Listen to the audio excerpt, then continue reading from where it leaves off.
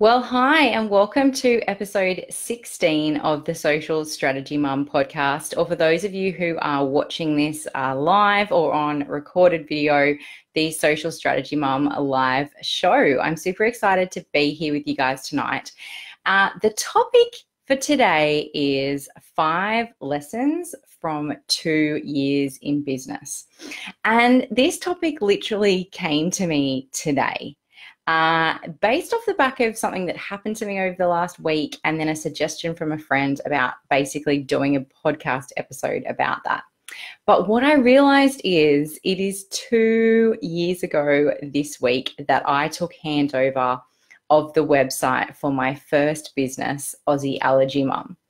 And as I took handover of that website, it basically kicked that business from a little hobby that I had been doing, a Facebook page that I had been growing with our journey of being an allergy family, and basically turned it into something that was going to become an actual business. And so over those last 2 years, there's been some big wins, there's been some big falls. Lots and lots of things have happened along the way, lots of pivots. Some amazing people have come in and out of the business and of my life. And so what I wanted to do was share with you 5 lessons from these first 2 years in business. And as we go along, I will share with you a little bit about what happened this week that made me start to think about what these lessons are, because honestly, within my first couple of months of being in business, each of these 5 things had been shared with me by someone. Someone had told me these lessons, but I really feel like I wasn't listening. I kind of thought I had a plan. I thought I was heading along in a good direction. And when I look back now, I really wish that these were the 5 things that I had heeded from day one of starting my business. And so I thought it would be awesome to share them with you guys. I would love your feedback. I would love to know what lessons you've learned since you've been in business. Have you learned any of these same lessons that I've learned? All right, so let's dive in to these 5 lessons. Lesson number 1 is don't be afraid to fail. In fact, what I want you to do is reframe failing as learning the lessons that you need to learn in order to be better. I have to preface this by saying that for someone who is a type A personality, dead set perfectionist, the idea of having to fail and learn lessons by doing silly things or making mistakes or putting all my eggs in one basket or any of those kinds of things, this has not been at all easy. I have launched courses that literally nobody has bought. Like 0 people have bought. I've gone through launches where I've had what looked like great numbers and the conversions have been really, really low. I have created the most amazing, elaborate masterclasses and webinars for nobody to turn up. Basically, I have had all of these crazy failures happen along the way. But the thing about this is that every one of these things has been a point where I've been able to pick up and pivot, or pick up and change it so that it's better for next time. And so in the end, every one of those failures has ultimately helped me grow my business, whether it's been the failed courses, whether it's been unhappy clients, whatever it might have been along the way. It's really given me that kind of push of, nope, we shouldn't be over there doing that, or yep, we tried that and that does not work. Or maybe just even shown me that there's a gap in my knowledge or understanding of something when it comes to online business that I now need to go and fill. And we'll talk about filling knowledge gaps when we get a little bit further down the 5 lessons. But I really wish that I had fully understood back when I started out that there was going to be lots of failure. Possibly if I'd known how much failure there was going to be, I may not have started. So it might be a good thing that I didn't realize that it was going to be a succession of failures along the way in order to get to something that is profitable and enjoyable and the thing that I'm meant to be doing.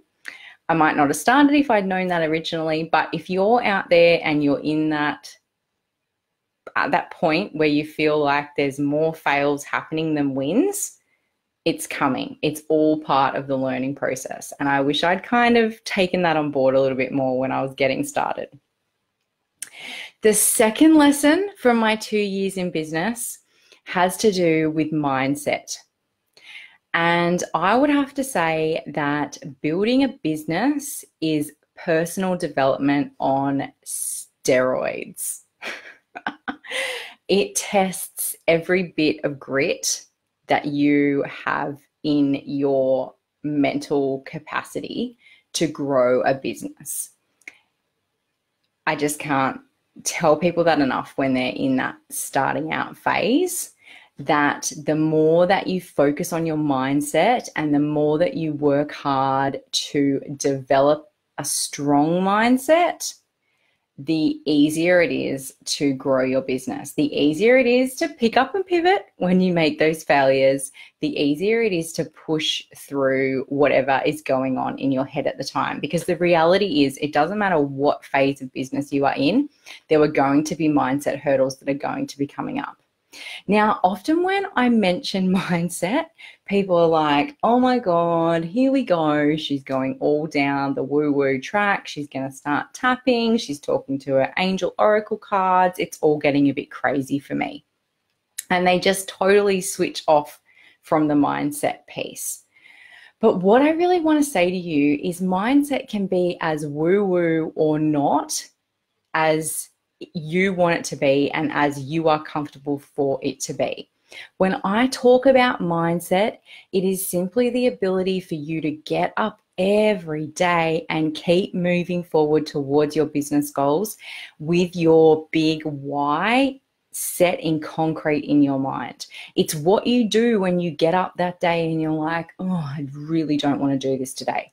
It's what you do when the 10,000th person says to you, you really need to be doing Facebook Live, and you're sitting there shaking and you can't even hit the button to go live for the first time ever. The mental strength that you need to be able to build a business is huge. It doesn't matter whether you want to go down that woo-woo track and surround yourself with crystals, or whether you're happily over here talking about quantum physics and neurolinguistics and all of those sciencey things that make the brain make sense to you. In the end, I'm not so sure there's a whole lot of difference between one side and the other side, but wherever you feel comfortable, I would encourage you to invest in your mindset in whatever way, shape, or form that is good for you. Keep that strong why happening always at the forefront of your mind, and know that there are going to be mindset hurdles. Just like there's going to be physical hurdles in your business, there's going to be mindset hurdles. And that personal development is just going to be a journey. It is just going to be step by step by step. And every time you think you've reached that level and we're good and we've got the mindset happening, there's just going to be the next bit. As one of my mentors, James Wedmore, says, new level, new devil. So focusing on mindset is super, super important if you want to be able to grow your business sustainably over a long period of time, particularly without burning yourself out. So definitely, lesson number 2 is focus on mindset. Now we're going to come to lesson number 3. And this lesson is to trust your gut or your intuition, whatever it is that you want to call that little voice in your head or that little feeling that you get when things just seem a little bit hinky.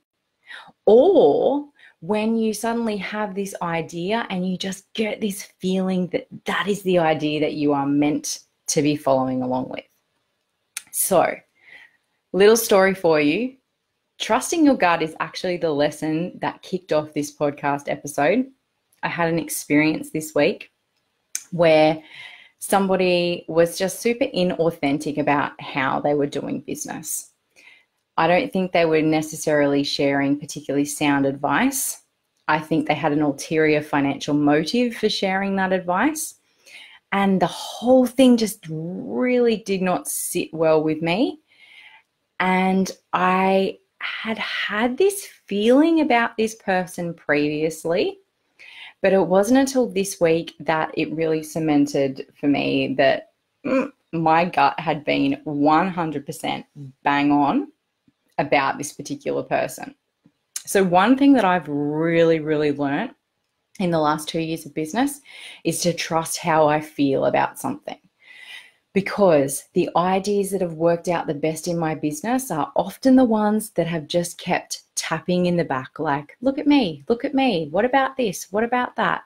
The things that have turned out to be disasters, I have often had a bit of a feeling about them beforehand. I've had this kind of, I don't know if this is the right thing to do, but I'll just push through and keep going anyway. And then down the track, I'll come back and go, yep, I had that feeling. I should have trusted my gut, because in the end, it turned out that that gut feeling that I had was absolutely the right feeling. But the one thing that I would say about having room for that gut feeling and that intuition is that you have to actually create the space for that. If you are so busy doing all of the things all of the time, you really don't have the opportunity to get those feelings about what you are doing and not doing and the people that are around you. So make sure that you're not just busy for busy's sake, and make sure that you do take some time when you're making big decisions and working out what your next step is going to be, to actually just create some space for yourself, create some time for yourself, and just see what comes up and what seems to be the right thing to move forward with. But the one big thing I would say, this is the crux of lesson number 3, is trust your gut. If something feels hinky, it's probably freaking hinky. And this week it has happened to me again. I don't even know how many times it's happened in the last 2 years, but it's happened to me again this week. And it's really cemented for me that it's such a big lesson when it comes to building a business to really trust that gut feeling or trust that intuition or instinct that you have. So if you're getting those feelings, make sure that you're listening to them. All right, so lesson number 4 is kind of a 2-part lesson. And this is the lesson in the power of community. Now, number 1, the A side of this is the power of community for growing your business. The power of creating authentic connections with people, with potential clients and customers, having conversations with them, giving them value, helping them, and basically creating this community around what you are doing in your business. Now, this could be a literal community like a Facebook group, or it can simply just be the way that you share content and that you help people and that you talk to people, that there's actually that connection piece happening there, that you're actually getting in there and having conversations with people, because creating that community vibe around your business will grow your impact and your income exponentially and so much faster than if you're disconnected. So the power of community comes through when it comes to your potential clients and customers and really building your business like that. But the second way that I have overwhelmingly discovered the power of community is when it comes to other business owners and the opportunity to build connections with other business owners. This can be business owners that are in the same field, or they can be in a related field, or they could be in a completely different field. But having that community, having those support people, people to turn to for advice, people to vent to when things are going wrong, people to watch and see them fail and make decisions and learn lessons so that we can learn from them. It is such an important part of building a business. And particularly when it comes to an online business, it can be really, really lonely. And being lonely is not good for any of us. So if you're out there and you are building a business and you haven't created a community around you to help support you and build your business, then make that your absolute number one priority for 2020. I have people supporting me and my business in all different ways from all different places. I have some amazing biz besties, as I call them, that I catch up with regularly. A lot of them I've never even met in person. They're literally friends through the internet, but the power of that community and feeling that support really lifts you up on the crappy days, and it helps you to celebrate the amazing things that you're doing with your business. So it's super, super important to make sure that you have a community of people around you that you're actually sharing this experience with. So the power of community is lesson 4. It's community when it comes to your business, but it's also community when it comes to you and your support when it comes to you growing your business. So community, super, super, super important. All right. So it was 5 lessons from 2 years in business. So lesson number 5 is probably close to the most important lesson. And this is that you need to invest in yourself and your business. What do I mean by that? Well, basically what I mean is you need to invest in learning the things you need to know in order to be able to do business. And I really think that you need to know quite a lot of the different facets about your business and bits of those facets and the real groundwork of all of those different pieces of your business before you start just outsourcing pieces of business left, right, and center. So firstly, you need to take the time, invest the time and the money to learn the different pieces that it's going to take for your business to be successful. When we go to school, even in 2020, for the kids that are at school in 2020, we don't learn to be entrepreneurs. We don't learn to be business builders. We don't learn to be CEOs. In fact, we don't even learn how to run a team or do the finances or really any of those fundamental pieces of growing a business in this digital age. And so it's super important to take the time and the money and invest in learning those pieces. And then the next investment for yourself and your business is once you have those ground pieces, you know what it's going to take to grow your business, get help, outsource, even if it is for 1 hour a week, or even if it is just a bookkeeper that takes 1 hour a month to put your finances together. I don't care what it is, but the things that don't light you up, that you don't really like doing, that you know take you a long time to do because 1, you hate them, and 2, you don't really know how to do them, think about how you can outsource those things to somebody else. Because often for a relatively small amount of money, you can hand off the responsibility of bits of your business. Now, I'm not saying just hand over the reins and walk away at all, but there is often amazing people out there, and that is their zone of genius. And if you can tap into that, then you're able to focus on the places that you need to be in your business and allow them to take some of the mental load of the business, but also the physical work and time load of the business away from you.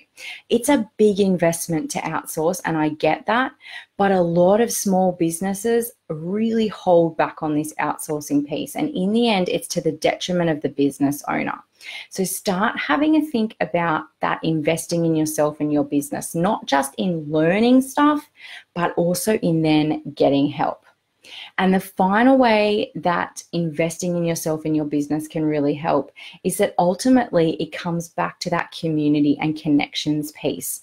Because as you're learning and as you're outsourcing, you're going to have the opportunity to come into contact with so many other business owners and start to build those connections, build those support networks and support teams that you need to be able to take your business to the next level. So ultimately, one of the biggest things that is going to move your business forward is to invest in yourself and your business.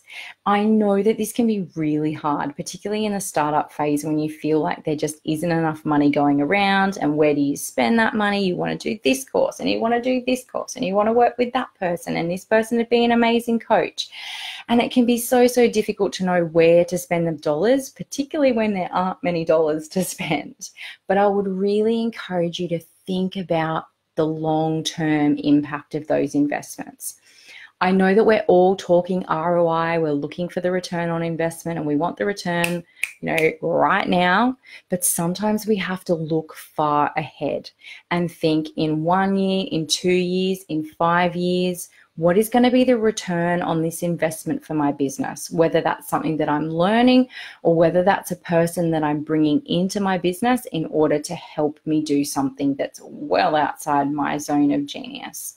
So really think about the fact that investing in yourself and your business can make a huge impact on your bottom line, but also on the way you feel about your business and the way your business operates on a day-to-day basis. So 5 lessons there were. Don't be afraid to fail, because really, what is failure? It's just you learning lessons so you can be better next time. Number 2, get a hold of your mindset, whether that means you're heading off down the woo-woo trail, you're overdoing some neurolinguistics, whatever that might be. Think about what you need in order to be mentally strong to be able to move your business forward.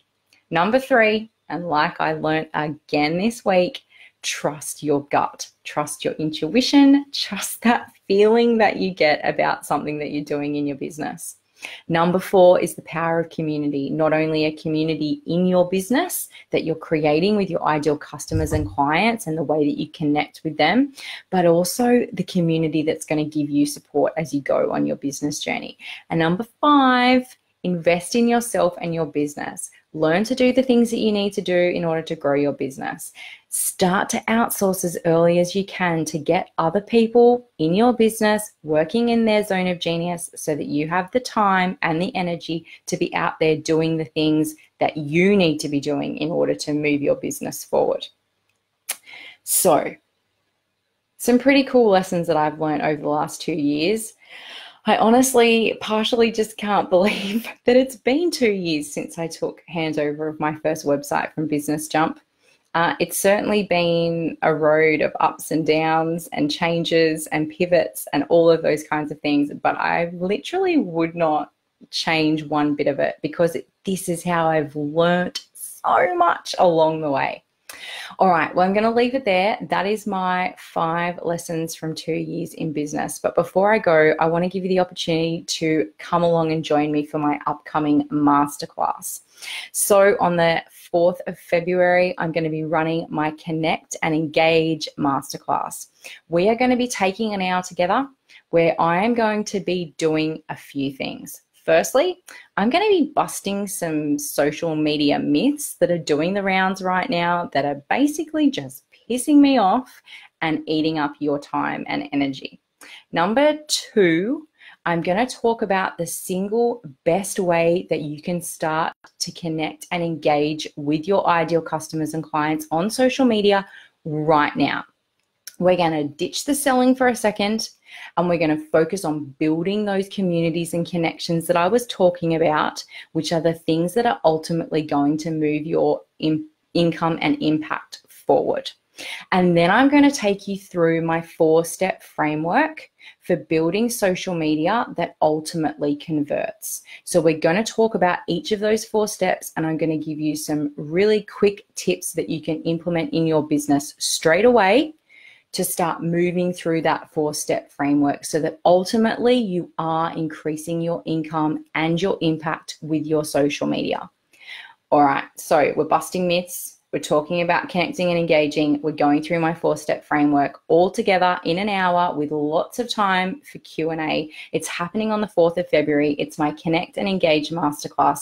If you want to join me there, the link is in this post, or you can simply go to socialstrategymom.com/masterclass, and I would absolutely love to see you there. All right, I'm going to leave that episode for here. I hope you've learned something from my 5 lessons in my first 2 years in business, and I'll catch up with you guys again soon. Bye.